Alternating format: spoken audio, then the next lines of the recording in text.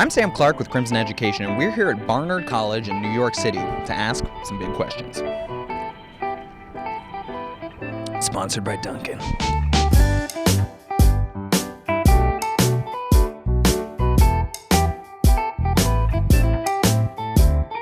What is the best thing about Barnard? If it's not about me, then I'm going to be quite sad. Well, I think it's the close community of everyone here. I mean, out of all the colleges at Columbia, you definitely see the most community like in this environment at Barnard. So that's my favorite thing. And also, I mean, within that, being in a sorority in Barnard it's like, I don't know, it sort of speeds up this whole super close bond. I don't know, like obviously with every girls' school it's going to be a little bit difficult because, you know, it's like going from all girls boarding school to this, and it's like the same, but you know, you find your people. I found this person. I regret everything about my life coming here and seeing her, but what can you do?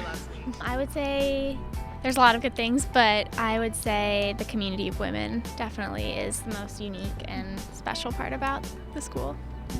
Yeah, I would second that. Also the classes and the relationships with the professors here. I think the best thing about Columbia is all the resources they give you. I really love how it's a small community. The class sizes are really small, and that really helps, build that relationship between not only the students but also the professors. Yeah, I agree. Like, I really like the community that we have here that's like just Barnard, but then also joint with Columbia, and then the rest of New York as well. Great. What's the worst thing about Barnard? I think I'm from San Diego, California, so the culture is just very individualistic. I think that kind of speaks for New York City in general, though. People are so accomplished, and it's oftentimes very intimidating.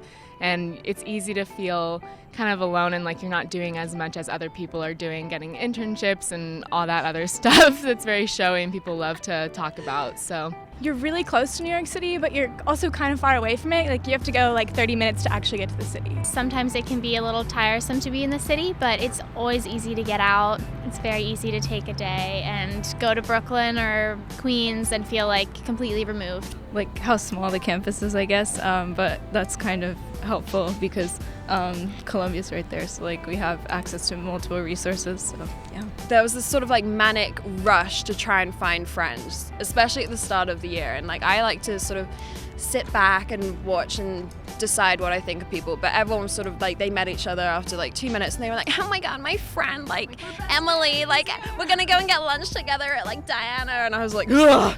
You've nailed the accent, by the way. That was well done. Oh my god, like my name is Liv, like I'm a valley girl, and like I eat like candy corn like for lunch, and that's extremely offensive. So what do you tend to do on weekends here? We don't do this as much as we want to, but we go out of the city to Brooklyn, have a day. Yeah, I also love going to Brooklyn on the weekend. It's nice to just go somewhere that's a little bit more residential and quiet. That's my favorite thing to do. I go to museums as well. On the weekends, I'll spend like the daytime or the nighttime downtown, and then like the rest of the time up here studying.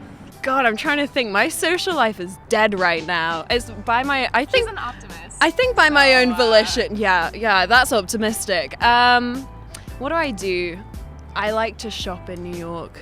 It's actually, my parents have put me in therapy for shopping, amongst other things. It was a difficult time. Although I've been limiting my spending by buying things for her that I'm going to borrow instead of buying. She spoils me. She bought this food, so. Great friend to have, honestly. What would you say is the biggest misconception about Barnard? I think that you're separated from like the Columbia students was a misconception that a lot of people addressed.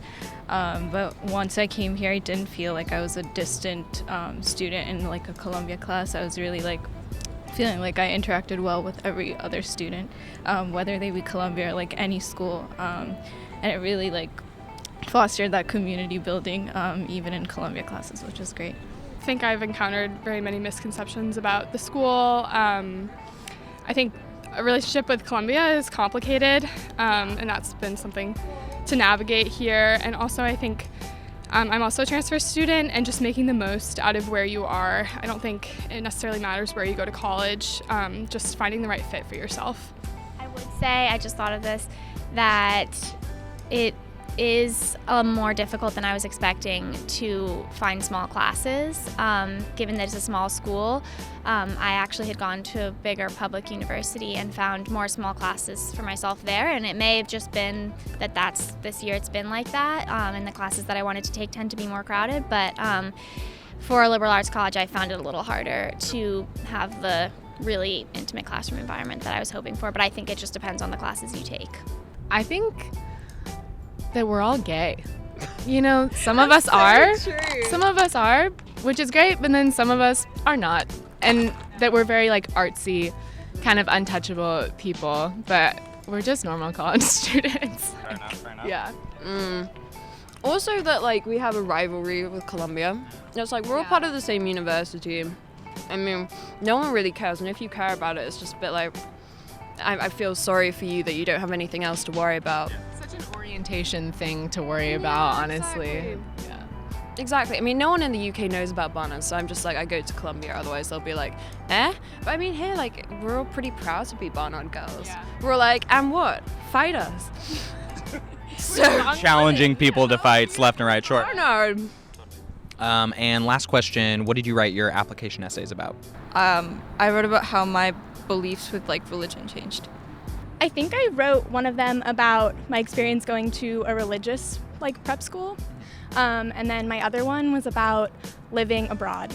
But I wrote about how coming into college, the process for me just didn't work as an introvert. So I wrote about kind of as an introvert, college process kind of being just antithetical for me as a person, and kind of the expectations for someone as an introvert being very difficult to adapt to, but that I was also feeling very ready to be in the kind of place that Barnard is and in the city, given what I'd learned about the college environment and the application process and everything that comes with it. Yeah, well, Barnard asked this one question: if you could meet any woman from history, who would you meet? And this person is still alive. She's an artist. I don't know if I'm saying this right. It's Polly Noor, I think. She's based in the UK, and she portrays women and their demons. So women, kind of gender neutral looking, though kind of masculine. Just kind of like redefining what femininity means, and like women like viewing a pornography magazine or like smoking a cigarette, things that aren't like womanly. So yeah, I really liked her. I also did an artist.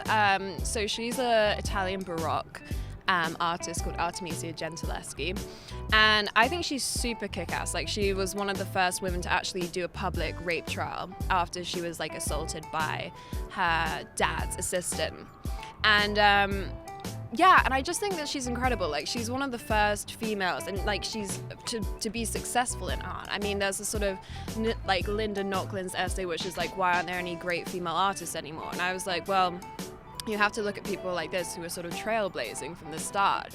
You know, sort of fearless and bold and beautiful. And yeah, she eventually sort of, I mean, she's everywhere.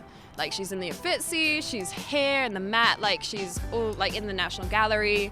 And I have a lot of respect for that. I'm just like, you know what, against all of the odds, someone is so strong and able to be so influential. And I'm majoring in art history, and a huge part of that was due to her. So, love a bit of Artemisia. Amazing. Anything to add? Last thoughts? Would you like a pretzel? Oh my God, I was gonna ask, but yeah, okay, yeah. I was gonna ask at the end, but I'll take a pretzel. Pretzels? Guys, come on. Come on, have a pretzel.